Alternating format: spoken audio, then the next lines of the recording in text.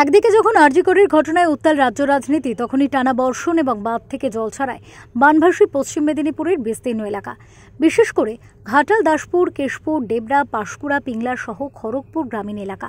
এই প্রাকৃতিক বিপর্যয়ে বন্যা দুর্গত মানুষকে সাহায্য করতে তাই পথে নেমেছে বিভিন্ন স্বেচ্ছাসেবী সংস্থা, সংগঠন এবং স্থানীয় ক্লাবগুলিও সহায়তা করছে।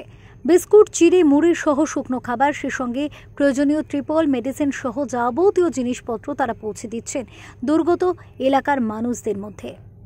এবার এই প্রাকৃতিক বিপর্যয়ের পরিস্থিতিতে পাশে এসে দাঁড়ালো মেদিনীপুর মেডিকেল কলেজ ও আরজিকরের জুনিয়র ডাক্তাররা।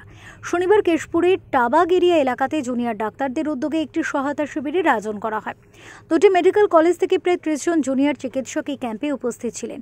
তারা এদিন যেমন বানভাসী মানুষদের চিকিৎসা করেন, সেই সঙ্গে বিনামূল্যে মেডিসিনও দেন। পাশাপাশি বন্যা দুর্গতদের খাদ্যদ্রব্যও দেওয়া হয়।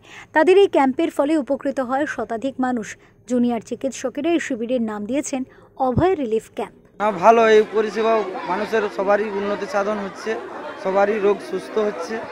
মানে সবাই এই বিপদে, বন্যার সময় বিপদে সবাই এসে তারা সুবিধা পাচ্ছে, কাছে এসে আসতে পেরে।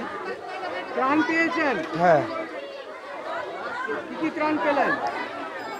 আলু, ডাল আর চাল। ক্যাম্পটা কালকেও করেছিলাম আমরা, আর শুধু আরজিকর না, WBJDF এর তরফ থেকে সবকটা মেডিকেল কলেজ আমরা এই ফ্লাড এফেক্টেড এরিয়াসগুলোতে আমরা অভয়া ত্রাণ শিবির অর্গানাইজ করেছি এবং আমরা হেলথ ক্যাম্প অর্গানাইজ করেছি, যাতে আমরা এই ফ্লাড এফেক্টেড এরিয়াসে যে মানুষজন আছে তাদের পাশে এসে দাঁড়াতে পারি, তাদেরকে আমরা কিছু হলেও ফ্লাড থেকে রিলিফ করতে পারি এবং তাদের হেলথ কেয়ারটা ইজিলি অ্যাক্সেসেবল করে দিতে পারি। এই সময় যেমন রাস্তা পথ এগুলো বন্ধ আছে, আর এটাও জানি যে ফ্লাডের টাইমে ডিজিজ ছড়ানো খুবই ইজিলি ডিজিজ ছড়ায়, তো তাই জন্য যাতে এনাদের পাশে দাঁড়াতে পারি, এনাদের আমরা সাহায্য করতে পারি, তাই জন্য আমরা ডিফারেন্ট টিমস এসছি।